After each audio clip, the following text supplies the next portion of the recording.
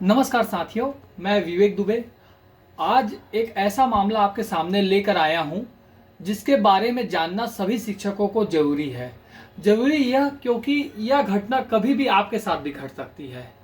विभाग की लेट लतीफी, विभाग की गैर जिम्मेदारी और उसके बाद शिक्षकों को बेवजह परेशान करना, इस पूरे मामले का यदि समग्र रूप से आप कोई नाम देंगे तो मीडिया के द्वारा दिया गया नाम शक्ति घोटाला कह सकते हैं या शक्ति में एरियस वसूली का मामला कह सकते हैं, जहां पर सच्चाई कुछ और है और पेश कुछ और किया जा रहा है। इसकी शुरुआत हुई जिला शिक्षा अधिकारी के उस पत्र से जिस पत्र से उन्होंने विकासखंड शिक्षा अधिकारी को निर्देशित किया कि जिन्हें एरियस की राशि दी गई है उनसे वसूली की जाए। और जयजयपुर के विकासखंड शिक्षा अधिकारी ने बिल्कुल बच्चे की तरह उनका निर्देश मानते हुए बिना मामले की जांच किए 496 लोगों की एक सूची जारी कर दी। और यह सूची कौन सी थी? वही सूची जो खुद जयजयपुर विकासखंड शिक्षा अधिकारी कार्यालय द्वारा जारी की गई थी, जिला पंचायत को दी गई थी, उनका गणना पत्रक बनाकर दिया गया था और उसी के आधार पर जिला पंचायत ने राशि का भुगतान किया था। तो मैं इस पूरे मामले को आपको समझाता हूं सरल शब्दों में कि आखिर ये हुआ तो हुआ कैसे। इसकी शुरुआत हुई एरियस जयजयपुर के 500 के आसपास ऐसे शिक्षक थे जिनको पुरानी राशि मिलनी थी। अभी मुख्य तौर पर निम्न से उच्च वर्ग वाला मामला कह रहे हैं, हो सकता है कि वो भी कुछ मामले हो, लेकिन अगर उनको हटा भी दिया जाए तो उसमें से अधिकांश मामले कैसे थे? वो मामले थे किसी को डीए की राशि नहीं मिली थी, उसका एरियस राशि था। किसी को वेतन नहीं मिला था, उसके शुरुआती दिनों का वो मामला था। किसी का समय मान जो है वो सही समय पे जुड़ा नहीं था, उसकी एरियस राशि थी। किसी का पुनरीक्षित वेतन मान सही समय पे नहीं मिला था, उसकी एरियस राशि थी। और सभी शिक्षक साथी इस बात को जानते हैं कि पंचायत विभाग में बिल्कुल आम बात है। तो इसकी राशि के लिए शिक्षक लगातार आवेदन कर रहे थे। चूंकि उनका संविलियन हो गया, तो संविलियन होने के बाद जिला पंचायत के पास ये राशि उन्हें लेनी थी। तो उन्होंने जब जिला पंचायत से बार बार इस बात की गुहार लगाई तो जिला पंचायत ने विकासखंड शिक्षा अधिकारी कार्यालय से इस बात की जानकारी मांगी कि किसको किसको कितनी कितनी राशि का भुगतान करना है।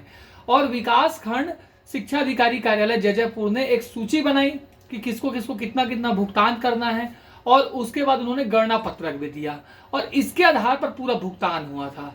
लेकिन जब अभी कहीं से कोई जानकारी मिली होगी तो जिला शिक्षा अधिकारी ने यह पत्र जारी कर दिया और पत्र जारी करने के बाद जयजयपुर विकासखंड शिक्षा अधिकारी ने सीधे तौर पर निर्देशित कर दिया कि 7 दिन के अंदर राशि जमा कीजिए। उन्होंने इतना भी जहमत नहीं उठाई कि कम से कम ये पता कर लेते कि जिनका नाम मैं सूची में डाल रहा हूं वास्तव में उनको जमा करना होगा कि नहीं करना होगा। भाई, किसी को आपने वेतन का पैसा दिया है, किसी को आपने एरियाज का दिया है, कोई मामला विवादित हो तो उसके लिए आप अलग से पत्र जारी कीजिए, कहीं कोई आपत्ति नहीं है।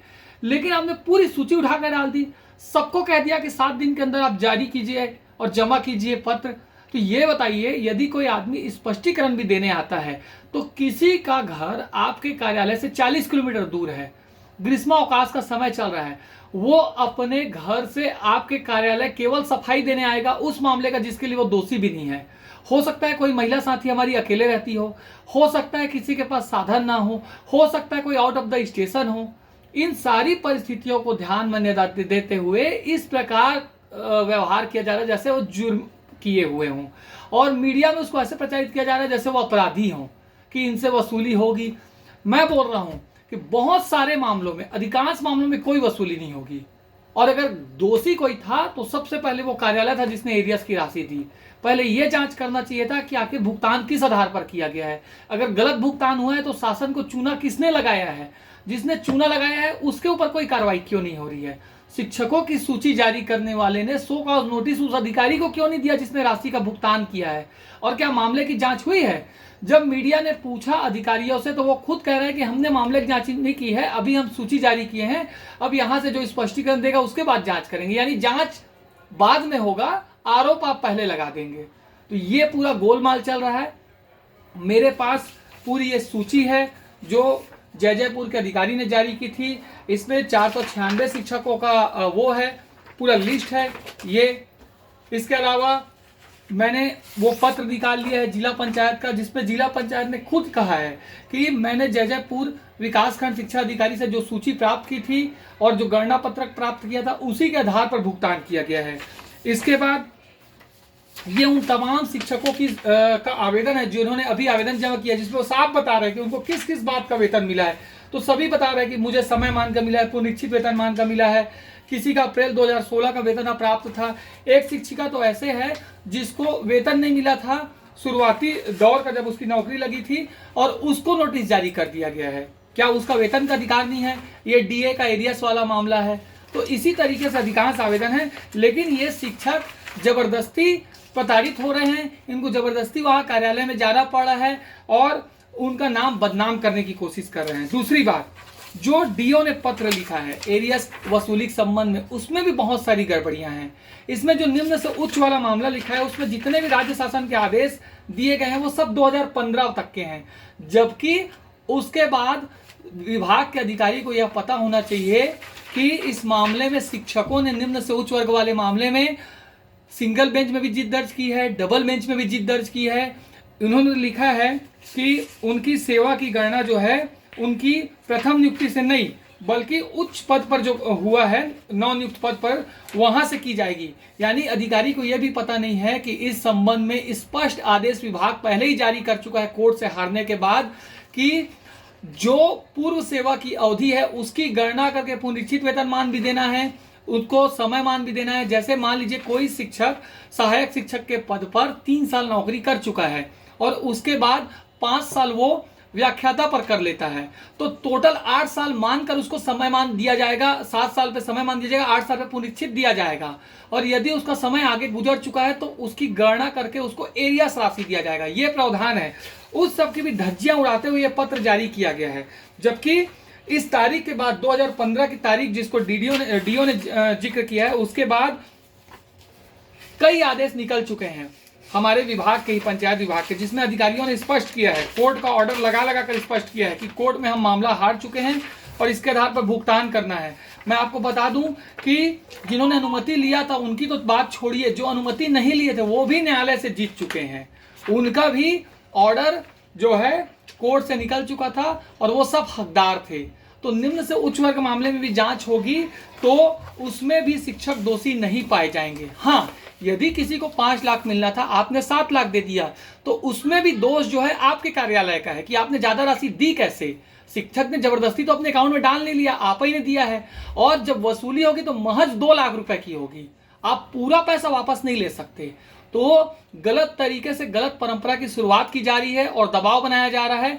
दूसरी बात, डीपीआई ने जो पत्र जारी किया है वो पत्र अपने आप में सही है। उन्होंने ये कहा है कि यदि किसी शिक्षक को पूर्व विभाग के किसी प्रकार के एरियस राशि का भुगतान स्कूल शिक्षा विभाग के द्वारा किया गया है तो वो गलत है, लेकिन यहां पर भुगतान जिला पंचायत के द्वारा किया गया है। स्कूल शिक्षा विभाग ने वेतन के पैसे से उसको कुछ नहीं दिया है, तो बाद में भुगतान हुआ है, भले ही संविलियन के बाद, लेकिन राशि जिला पंचायत ने ही दी है इस मामले में। तो उसके आदेश से इस आदेश को कोरिलेट करना भी पूरी तरह गलत है। इसमें कहीं कोई घोटाला नहीं है। अगर कहीं पर ऐसा हुआ होगा कि किसी शिक्षक को मान लीजिए स्कूल शिक्षा विभाग में आने के बाद, संविलियन के बाद स्कूल शिक्षा विभाग ने भुगतान कर दिया तो उससे उसकी वसूली हो, उसमें जांच हो कि अधिकारी ने उसको कैसे दे दिया। भाई कोई भी चीज हुआ होगा तो उसमें पक्का है कि विभाग की मिलीभगत होगी, अधिकारियों की, कर्मचारियों की मिलीभगत होगी, तब भी हुई होगी। आज तक कभी किसी संगठन ने किसी शिक्षक पर यदि सही कार्रवाई हुई है, कोई शिक्षक यदि मान लीजिए शराब के नशे में पाया जाता है, किसी शिक्षक ने कोई भ्रष्टाचार किया है, तो आज तक किसी भी संगठन ने उस कार्रवाई का विरोध नहीं किया है। लेकिन आप गलत तरीके से कार्रवाई करेंगे तो हमारे जैसे संगठनों को बिल्कुल खड़ा होना पड़ेगा और इसीलिए हम खड़े हुए और मामले को सामने लाए हैं। हमारा स्पष्ट कहना है कि इस मामले में भी यदि कोई दोषी है तो आप उससे रिकवरी कीजिए, उसको आप सो कॉज नोटिस जारी कीजिए, उस अधिकारी को कीजिए, उस कर्मचारी कीजिए, कहीं कोई दिक्कत नहीं है। लेकिन उसकी आड़ में आप समस्त शिक्षकों को परेशान करेंगे, वो पूरी तरह गलत है। इस मामले से मैंने उच्च अधिकारी कार्यालय को भी अवगत करा दिया है। जेडी में भी कल मैं बता दूंगा, पूरी तैयारी हो चुकी है। मीडिया को भी हमने अवगत करा दिया है और ये जो मामला हुआ है वास्तव में गलत है, इस पर रोक लगनी चाहिए और ऐसे जहां पर भी मामले आएंगे वहां पर हम अपने शिक्षक साथियों के साथ पुरजोर तरीके से खड़े हैं। धन्यवाद।